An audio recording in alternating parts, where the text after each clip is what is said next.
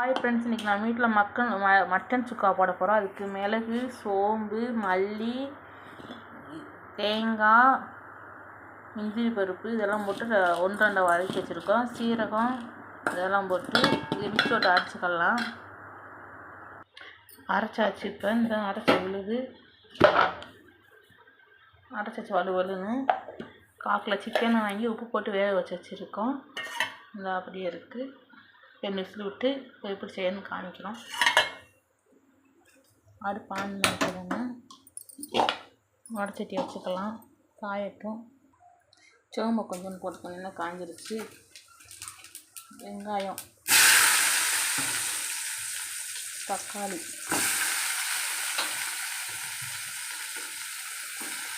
புதினா தழை நல்லா வதங்கட்டும். நல்லா வதங்கிடுச்சு. ஒரு ஸ்பூன் தனி மிளகாய் பொடி போட்டுக்கலாம்.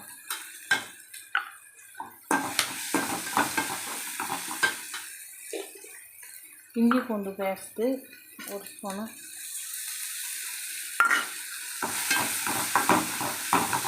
சிம்மில் வைக்கலாம் அடுப்பை.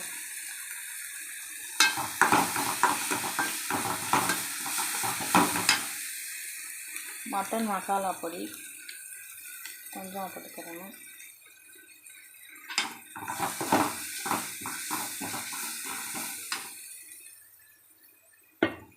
இந்த அரைச்சி வச்சுருக்க ஊற்றிக்கலாம்.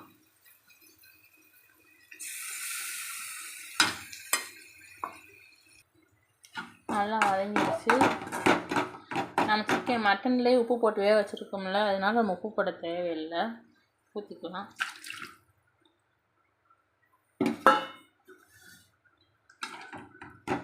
இந்த கிரேவி நல்லா இதாகணும், ஃப்ரை ஆகணும்.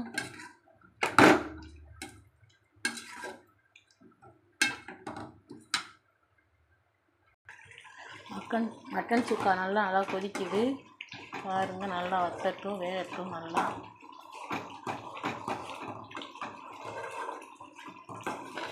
அவ்வளோ சூப்பராக இருக்கும் பாருங்கள்.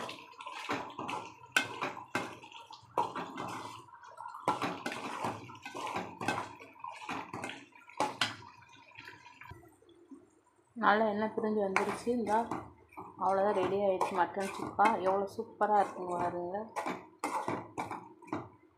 அப்படியே மேலே அப்படியே கொத்தமல்லி தழை தூவணும்.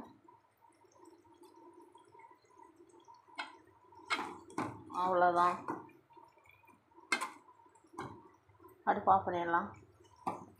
உங்கள் வீட்டிலையும் இது மாதிரி செஞ்சு பாருங்க. செஞ்சு பார்த்துட்டு லைக் போடுங்க, ஷேர் பண்ணுங்கள், கமெண்ட் போடுங்க.